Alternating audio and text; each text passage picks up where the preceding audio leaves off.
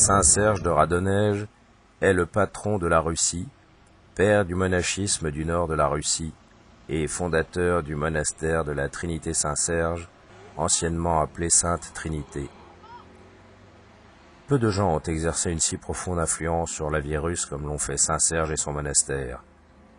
C'était un grand mystique et ascète dont la vie a parcouru presque tout le XIVe siècle, en une époque où la Russie était occupée par les Mongols tartares. Dans l'ensemble architectural, vous allez voir la quantité d'églises. Il y en a 13 églises dans l'ensemble monastique, à partir de la plus ancienne du 15e jusqu'au 19e siècle. On est entré par la porte Sainte. Autrefois, jusqu'à la révolution de 1917, seulement 2 personnes avaient le droit d'entrer par la porte Sainte. C'est le chef de l'État et le chef de l'Église, le patriarche et le tsar. Vous voyez l'image de la Sainte Trinité, parce que l'Église principale est consacrée à la Sainte Trinité. Saint Serge était serviteur de la Sainte Trinité. Déjà enfant, le futur saint était dévoué à la Sainte Trinité et aspirait à la vie monastique. Après le décès de ses parents, en 1334, le jeune de 20 ans s'enfonça dans une profonde forêt, à quelques 20 kilomètres au nord-est de Moscou, pour chercher la solitude spirituelle comme dans un désert. Il y mena une vie ascétique très austère, marquée par une extrême pauvreté, le dur labeur physique et une profonde humilité et simplicité.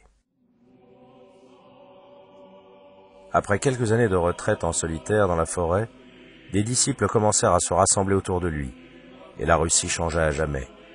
Par les œuvres des disciples de Saint Serge, le désert des forêts du Nord vit fleurir de nombreux monastères qui allaient jouer un rôle très important dans la vie à venir de la Russie. Dans sa grande humilité, Saint Serge rejeta tous les honneurs.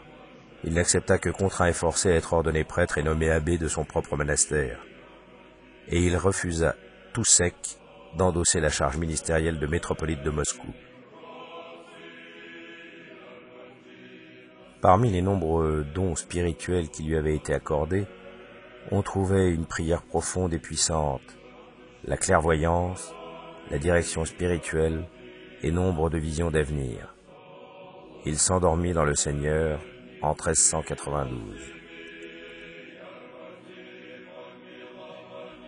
L'église de Saint-Serge, son monastère et l'œuvre de sa vie furent dédiés à la Sainte Trinité, car la Sainte Trinité exprime l'unité entre les 3 personnes du Dieu un, et dès lors symbolise aussi la vision spirituelle de la restauration de toutes choses dans leur unité originelle, y compris la Russie. Saint Serge comprit que l'Église et le peuple de Russie étaient unis, et que l'unification des terres russes était nécessaire pour le bien-être commun.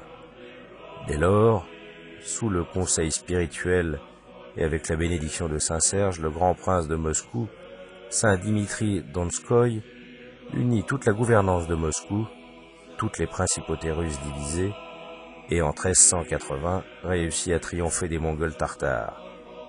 Il s'ensuivit que Moscou devint le centre de la vie de la Russie, et Saint Serge et son monastère de la Sainte Trinité se virent ensuite sans cesse consultés pour conseil et soutien. L'église de la Sainte Trinité, originalement construite en bois par Saint Serge, brûla, et elle fut remplacée en 1422 par une église en pierre blanche, pour laquelle Saint André Roublieff réalisa la plupart des œuvres iconographiques, y compris sa si célèbre icône dite de la Sainte Trinité. Cette icône est une expression éloquente et un témoignage à la vision spirituelle de Saint Serge de ce qu'est la beauté du salut. Pendant les travaux de construction de l'église en pierre, on découvrit les reliques de Saint Serge. Il a été enterré dans ce cercueil et 30 ans après, quand son église en bois de la Sainte Trinité a brûlé, on sort le cercueil de Saint Serge, on ouvre.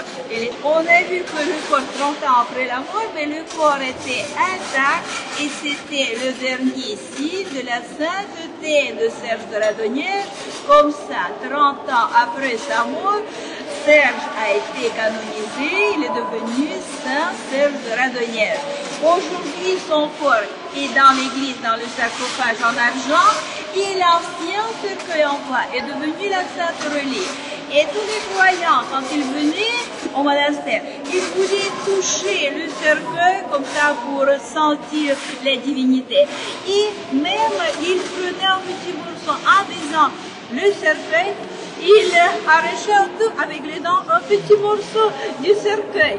Et comme ça, vous voyez, le bord du cercueil est devenu inégal parce que les gens prenaient les petits morceaux. Et même à un certain moment, les moines ont fait un business. Ils ont commencé à vendre les petits morceaux du cercueil de Saint-Serge, mais ils étaient obligés de s'arrêter parce que, vous voyez, les restes du cercueil, même on a recouvert d'abord de cuivre le cercueil en bois et ensuite on l'a mis sous le verre pour conserver cette relique.